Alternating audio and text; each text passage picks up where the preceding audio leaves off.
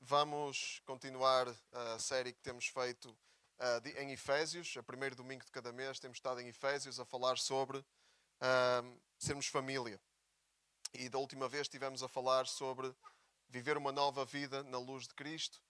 Hoje vamos falar sobre como Deus vê a Igreja, qual é a relação entre Cristo e a Igreja, qual é a relação entre Jesus e a Igreja e qual é assim a melhor imagem que Deus nos dá para nós entendermos um pouquinho daquilo que é a relação entre Cristo e a Igreja. Mas vamos começar com o versículo que nos tem dado o mote para este estudo que temos feito, que está em Efésios 2,19, que diz: já não são estrangeiros nem hóspedes, fazem parte do povo santo de Deus e são membros da sua família. O que a Bíblia nos ensina é que todos os que estão em Cristo são parte da família de Deus. Já não são estrangeiros. Nós temos no nosso mundo fronteiras políticas e geográficas e tudo isso, mas no reino de Deus isso não existe. São todos, não há estrangeiros no reino de Deus, são todos povo santo, são todos membros da sua família. E a melhor imagem para a unidade entre Jesus e a Igreja, diz a palavra de Deus, é o quê? Alguém sabe? É o casamento. É o casamento. Então vamos ler aqui em Efésios, capítulo 5, versículo 21 ao 33. Efésios 5, 21 ao 33. Todos já abriram? Estamos todos prontos para ler a palavra de Deus? Sim, o time está pronto, amém. Vamos lá. Sejam submissos uns para com os outros, pelo respeito que têm por Cristo. As mulheres obedeçam aos seus maridos como ao Senhor, pois assim como Cristo é cabeça para a Igreja, também o marido o é para a mulher. Cristo é o Salvador do corpo, que é a Igreja. Ora, assim como a Igreja obedece a Cristo, também as mulheres devem obedecer em tudo aos seus maridos. Os maridos devem amar as suas mulheres, como também Cristo amou a Igreja e deu a sua vida por ela. Fez isto para a santificar e purificar, lavando-a com a água da sua palavra. Quis assim preparar a Igreja para ser a sua esposa cheia de beleza, sem mancha nem defeito ou coisa semelhante, mas santa e sem pecado. É desse modo que o marido deve amar a sua mulher, como se ela fosse o seu próprio corpo. Quem ama a sua mulher, ama-se a si mesmo. Ora, ninguém despreza o seu próprio corpo. Muito pelo contrário, alimenta-o e rodeia-o de todos os cuidados. Assim como Cristo faz com a Igreja. E todos nós fazemos parte do seu corpo. Como diz a Sagrada Escritura, o homem deixará o seu pai e a sua mãe para viver com a sua mulher e os dois se tornarão um só corpo. Há aqui um grande mistério. É que isto realiza-se plenamente no amor que Cristo tem pela Igreja. Mas deve realizar-se também em vós. Por isso, o marido ama a sua mulher como a si mesmo e a mulher respeite o seu marido. Amém? Esta passagem da carta começa com uma expressão que diz exatamente do que é que Paulo vai falar a seguir, do que é que ele vai falar. Ele começa por dizer: sejam submissos uns para com os outros pelo respeito que têm por Cristo. Esta frase, em algumas traduções da Bíblia, está ligada à parte anterior. Na tradução que estamos a usar, esta expressão está ligada à parte que vem a seguir. Não é? É curioso, porque gramaticalmente a frase realmente tem a ver com o que está antes. Quando Paulo está a dizer: cantem entre vós salmos e hinos espirituais, não se embebedem, mas encham-se do Espírito. E depois acaba assim: sejam submissos uns para com os outros pelo respeito que têm por Cristo. Mas o que os estudiosos e os comentadores, e muitos comentadores, falam é que esta passagem é aquilo que Paulo vai falar a seguir. Esta passagem dá o mote ou dá a introdução para aquilo que Paulo vai falar a seguir. E ele fala depois sobre submissão de mulheres a maridos. Isto hoje vai ser complicado. Mulheres a maridos, de filhos a pais e de empregados a patrões. Então ele diz isto: sejam submissos uns para com os outros pelo respeito que têm por Cristo. Mas ele usa esta expressão: uns para com os outros pelo respeito que têm por Cristo. Então significa que a submissão, que é uma palavra que não é boa para nós não gostamos, não é? Isto começa logo a tocar-nos aqui, a tocar-nos no nosso orgulho, não é? Porque a submissão não é algo que nós, como seres humanos, façamos naturalmente. Começa logo a tocar no nosso orgulho, mas é uns para com os outros pelo respeito que têm por Cristo.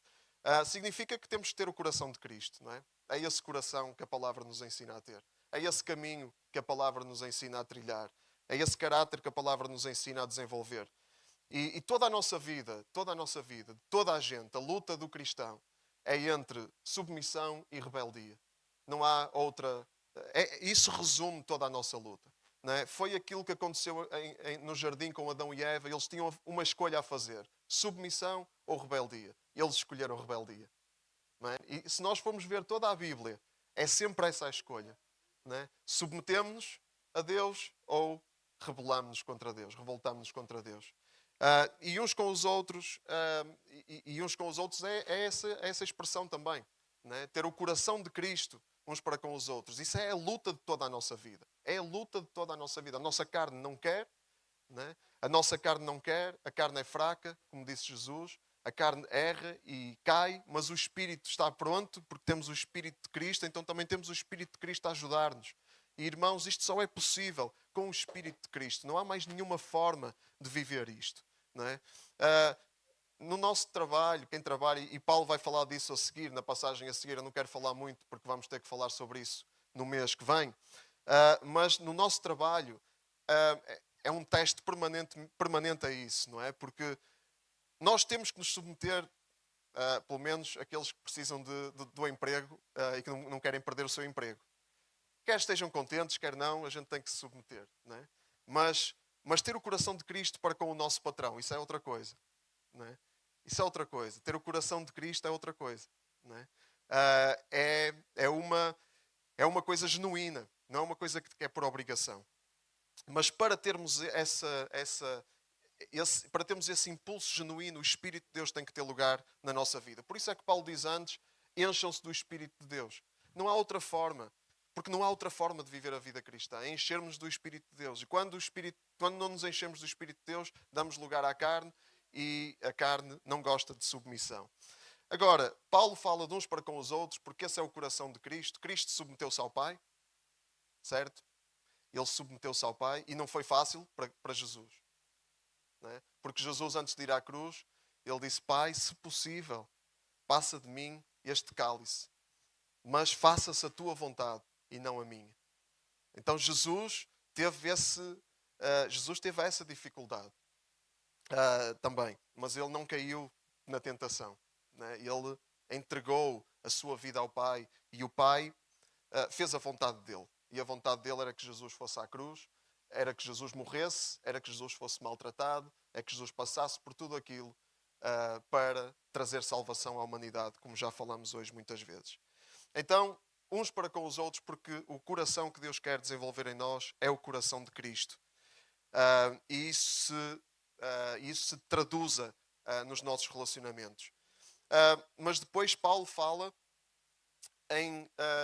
numa ordem. Paulo fala numa ordem de submissão.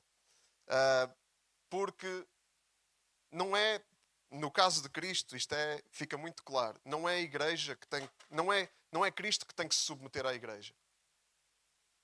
Certo? É a igreja que tem que se submeter a Cristo. Não é? Jesus submeteu-se ao Pai. Jesus foi enviado pelo Pai.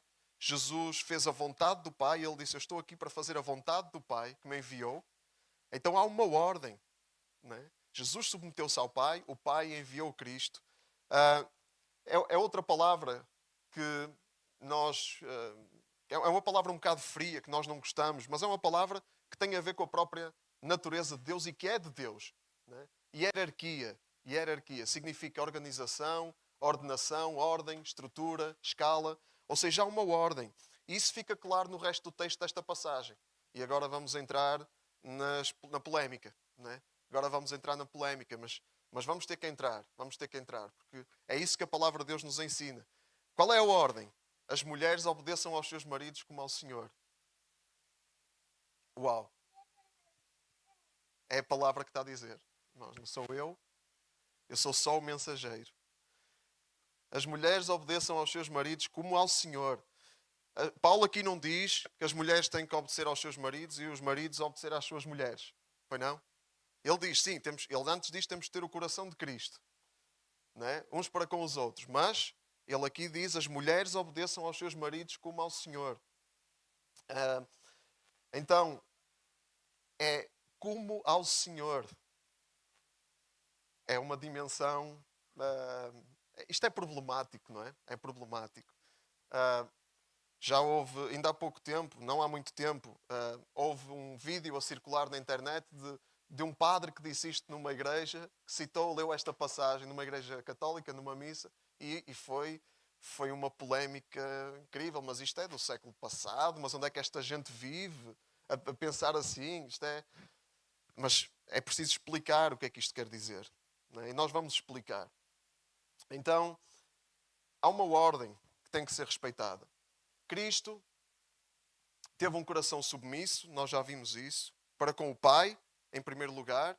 Né? Jesus disse, eu vim para servir. Ele lavou os pés aos seus discípulos. Ele foi à cruz, ele submeteu-se àqueles que o mataram, submeteu-se aos injustos que o mataram.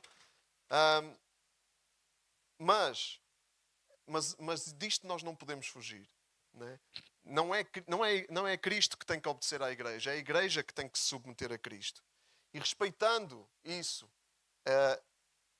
Paulo faz essa transposição. É muito claro isto. Assim como Cristo é o cabeça da igreja, também o marido o é para a mulher. Cristo é o salvador do corpo, que é a igreja. Ora, assim como a igreja obedece a Cristo, também as mulheres devem obedecer em tudo aos seus maridos. E no capítulo seguinte ele fala de filhos obedecerem aos pais. Nós vamos ler isso no mês que vem. E os empregados, servos. Na altura ele estava a falar para escravos, porque não havia leis laborais. Né? Havia escravos e havia senhores. E os escravos também deviam obedecer aos senhores. Isto também é ultra polémico, hiper polémico. Né? Estas passagens, a Bíblia desmonta completamente. A Bíblia não obedece às modas culturais. A Bíblia é a Bíblia. Mas também não é como aquilo que nós interpretamos ou como aquilo que a nossa cultura interpreta. Não é isso que a Bíblia diz. Isto não é uma coisa ultrapassada, é um princípio eterno. É pura verdade da palavra. Isto, na melhor das hipóteses, inquieta-nos, assusta-nos e, na pior das hipóteses, revolta-nos. Como é que isto... Não, esta parte da Bíblia isto não deve ser bem... Não, esta parte da Bíblia, isto é Paulo com a sua mentalidade do século I. Isso é Paulo com a sua mentalidade. E há pessoas que fazem isso, que fazem uma seleção, né, daquilo que Paulo estava desatualizado, né, onde Paulo estava desatualizado e onde Paulo estava atualizado. E depois obedecem a umas coisas e não a outras. Qual é o problema? O problema disto tem a ver com os abusos. Né? Nós sabemos que quando há abusos, nós temos tendência para fugir de tudo aquilo que... do próprio tema. Por exemplo, o dinheiro. Nós sabemos que há abusos. Né? Sabemos que há muitos escândalos por causa do dinheiro, de pessoas que se aproveitam do princípio bíblico da generosidade para enriquecer. Né? Então abusam disso. Como há, neste caso, maridos que abusam da sua autoridade, né? e é uma tragédia, não é? De violência doméstica, enfim, de montes de problemas que existem nos casamentos, onde o marido abusa da sua autoridade e da sua força para se impor à sua esposa. E então nós, o que é que fazemos? Não, vamos eliminar, vamos dizer que é tudo igual. Vamos dizer que é tudo igual, porque assim eliminamos essas coisas dos abusos. É isso que os movimentos, por exemplo, muitos dos movimentos feministas, eu não quero ofender ninguém, mas muitos dos movimentos feministas tentam fazer. Não, homens e mulheres é tudo igual, não há diferença nenhuma. Que é para não se encarar a realidade das diferenças, da diferença dos papéis, da diferença das funções. Não é? É essa tendência. Vamos eliminar, não vamos dizer que é tudo igual e assim vamos combater os abusos desta forma. Mas a palavra de Deus não faz isso. A palavra de Deus leva-nos para o equilíbrio. A palavra de Deus não elimina autoridades, mas mostra-nos qual é o enquadramento correto. E qual é o enquadramento correto da palavra de Deus? É o amor. O amor. Porque a seguir, nós temos que ler o resto da passagem. Não é? Vamos ler o resto da passagem. Os maridos devem amar as suas mulheres, como também Cristo amou a igreja e deu a sua vida por ela. Então, a obediência das mulheres aos maridos é devida. Sim, é princípio da palavra. O marido é o cabeça da família. Como Cristo é o cabeça da igreja. E o marido tem que assumir esse chamado, esse ministério. E a mulher tem que assumir o ministério da obediência. Mas o marido também tem que assumir o seu ministério de morrer, de se sacrificar, de servir. Como Cristo serviu e morreu pela igreja. Amando até ao fim.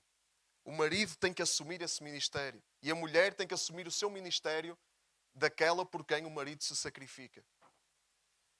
E essas coisas, isto é um equilíbrio. Enfim, irmãos, isto é uma coisa que quando falha um lado, falha o outro. Nós andamos a ler, eu e a minha esposa, um livro que se chama Amor e Respeito. Amor e Respeito. Que é um autor cristão e diz que o problema nos casamentos é que aquilo que o homem mais deseja é ser respeitado. E que a mulher, aquilo que mais deseja é ser amado. E isso é o que é ser amada. E isso é o que nós vemos na palavra. Não é? O marido é aquele a quem a mulher deve ser obediente, respeito. Não é? E a mulher é aquela por quem o marido se deve sacrificar e por quem deve morrer, amor. Quando uma dessas coisas está a falhar, a outra também sofre. Agora, tudo depende, não é? Tudo depende de quem... Depois cada caso é um caso, não é? Às vezes falha uma coisa, outras vezes falha outra. Mas é isto. E a imagem, irmãos, é Cristo. Os maridos amem as suas mulheres como também Cristo amou a igreja e deu a sua vida por ela. Como é que Cristo ama a igreja então? Não é? Se os maridos querem saber como amar as suas mulheres, como é que Cristo ama a igreja? Como? Já falámos, não é? Sacrificando, dando a sua vida, servindo. Cristo abençoa, Cristo está presente, Cristo é suporte, Ele é apoio. Cristo nunca desiste da sua igreja. Cristo nunca desiste da sua igreja. E há passagens onde, muitas vezes na Bíblia, os maridos são incentivados a nunca desistirem das suas mulheres. Não é? Nunca desistirem. E há aqui um grande consolo, irmãos. Há aqui um grande consolo. Nós, agora vamos falar do que é que a palavra nos... O que é que esta relação entre marido e mulher tem a ver connosco, igreja. Claro, isto ministra a nossa vida como famílias, mas a ideia de Deus é também ministrar a nossa vida como igreja. É um grande consolo, irmãos. Cristo nunca desistirá de nós, irmãos. Ele nunca desiste da sua igreja. Que grande consolo. Não vamos nós desistir dele. Cristo nunca desiste. Ele está sempre com a sua igreja, porque ele é o cabeça da igreja. A cabeça não se afasta do corpo. A cabeça não desiste do corpo. A cabeça dirige o corpo. E Cristo nunca desiste de nós. Para que é que Cristo deu a vida pela igreja? Ele fez isto para a santificar e purificar, lavando-a com a água da sua palavra. Para santificar e purificar, lavando-a com a água da sua palavra. Irmãos, a palavra de Deus vem de Cristo para nós, para nos lavar.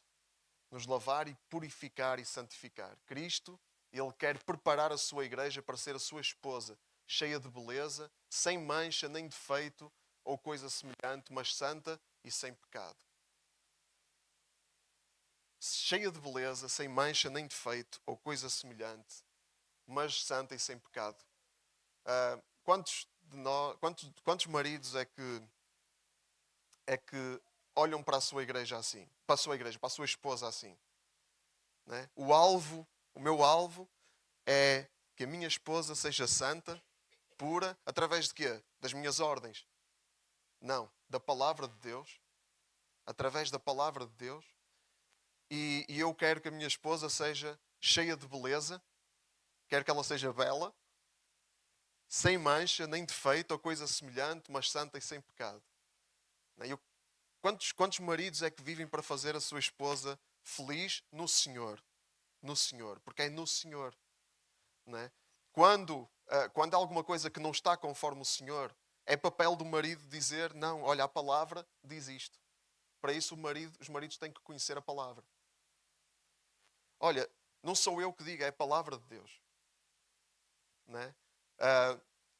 A autoridade vem da palavra. E o desejo, o coração, é que haja pureza, santificação. E nós olhamos para os nossos casamentos, aqueles de nós que são casados, né? E desculpem os solteiros, que esta passagem fala muito de casamento. Né? Quando olhamos para os nossos casamentos, o que é que nós vemos? Vemos isso, não é? Tal e qual assim. Não é? Está tudo ótimo assim. Não é? Amém? E houve alguém que disse amém. Glória a Deus.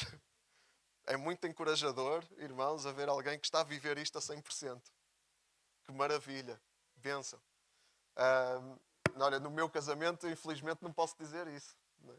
Não estou a viver isto a 100%. Às vezes muito longe. Não é? Às vezes muito longe. Porque a minha carne milita contra o espírito e o espírito contra a carne para eu não fazer aquilo que eu sei que é certo. É essa a nossa realidade. Não é? Porque nós não vivemos isto. Mas nós queremos viver isto. E é este caminho sobrenatural que Cristo nos apresenta. E nós não podemos desistir, irmãos, porque Cristo ele não desiste da sua igreja. Nós maridos não podemos desistir, porque Cristo não desiste da sua igreja. E nós, igreja, não podemos desistir, porque Cristo ele também não desiste de nós. Amém? Como é que o marido deve amar a sua mulher? Como se ela fosse o seu próprio corpo. Quem ama a sua mulher, ama-se a si mesmo. Ora, ninguém despreza o seu próprio corpo. Muito pelo contrário, alimenta-o e rodeia-o de todos os cuidados, assim como Cristo faz com a igreja. Sabem, as mulheres aqui não têm um marido perfeito. Desculpem, maridos, mas essa é a realidade. Não é? Se não sabiam, ficam a saber. Mas é a realidade. As mulheres não têm um marido perfeito. Mas irmãos, nós, igreja, como esposa de Cristo, nós temos um marido perfeito. O nosso marido é perfeito. Amém? Ele rodeia-nos de cuidados. Ele alimenta-nos.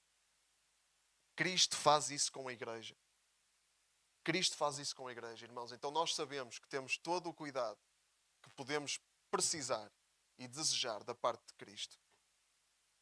E Ele não privilegia uns e deixa outros de lado. Todos fazemos parte do seu corpo. Ele tem cuidado para todos. Para cada necessidade, para cada dificuldade, para cada pormenor da nossa vida. E eu sei que cada um está a passar por uma circunstância diferente. Cada um tem os seus problemas, cada um tem os seus desafios. Nós, como igreja, temos os nossos problemas, os nossos desafios, as nossas dificuldades.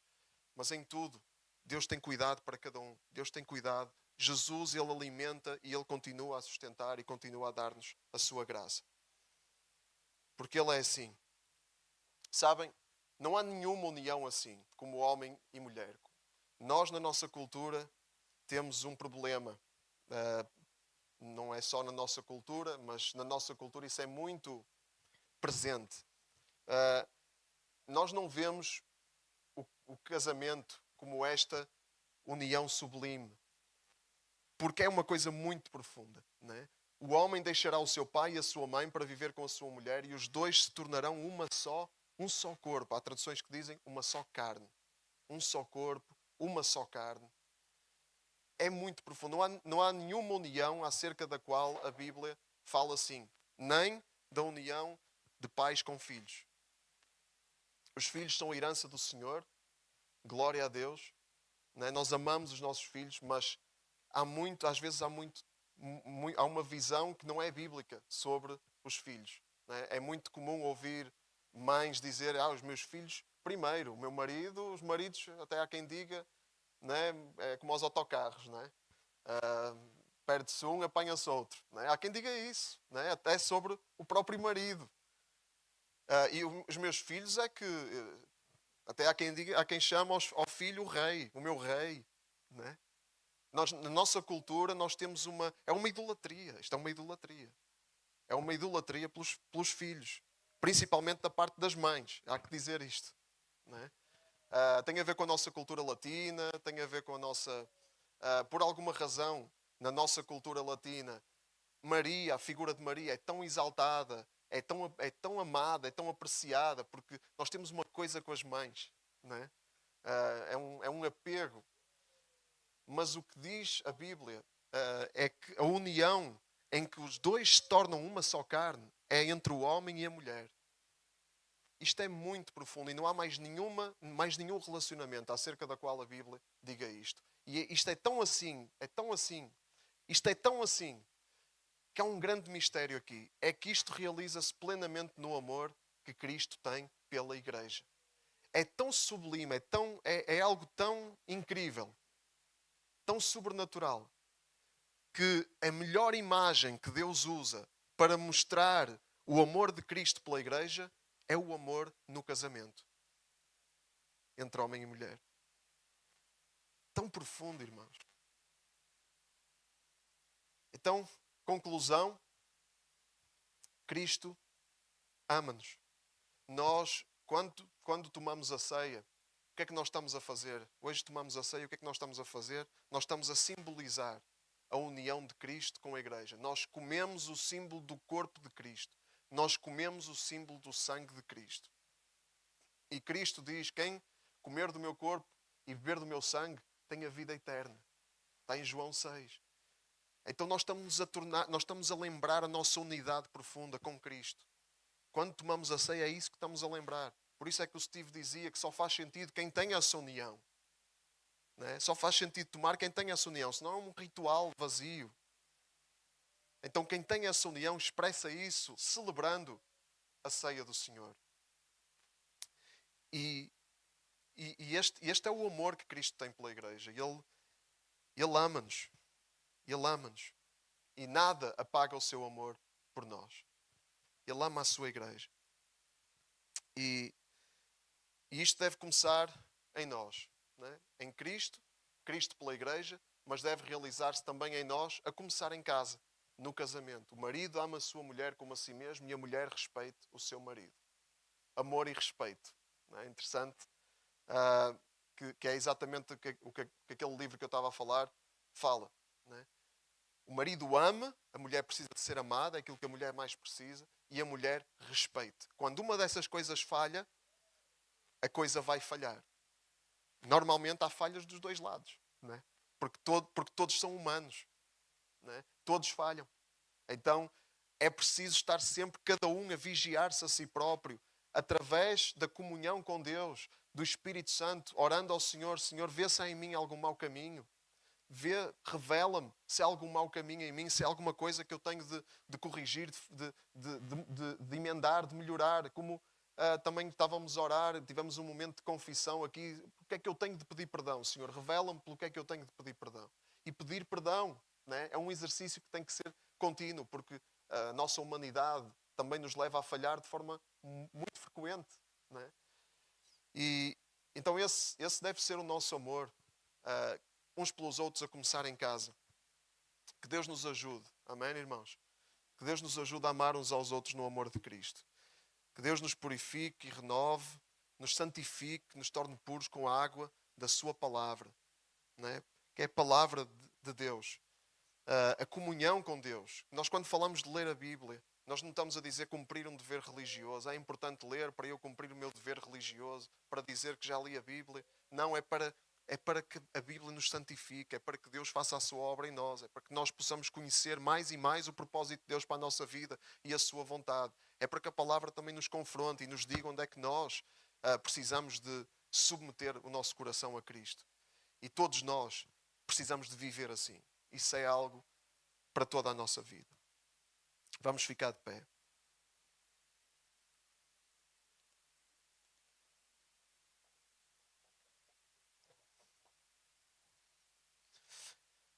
Vamos ficar de pé, irmãos, vamos orar, vamos fechar os nossos olhos.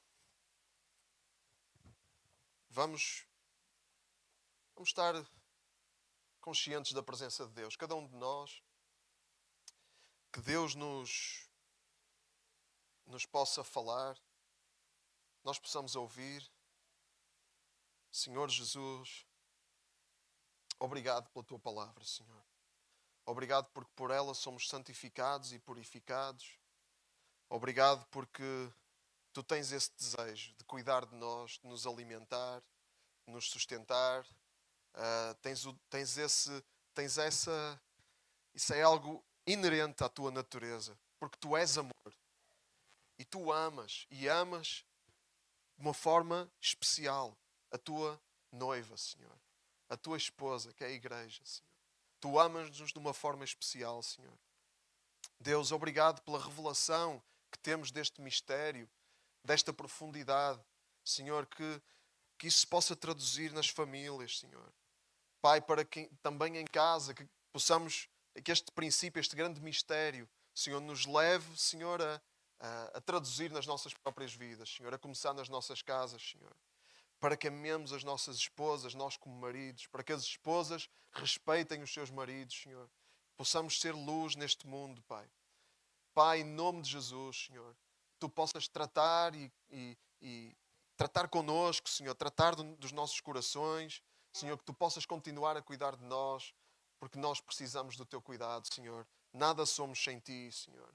Nada somos, nada podemos fazer. A Tua palavra é clara, Senhor. A nossa única esperança és Tu, Senhor, e que todos nós possamos viver juntos como igreja nessa esperança, Senhor. Olhando para Ti, adorando só a Ti, Senhor. Pai, porque Tu buscas adoradores que Te adorem em espírito e em verdade. Que nós possamos ser essas pessoas que Tu buscas, Senhor. Que seja um estilo de vida na nossa vida, Pai. Pai, que Tu faças a Tua vontade em nós, para a honra e glória do Teu nome, Senhor.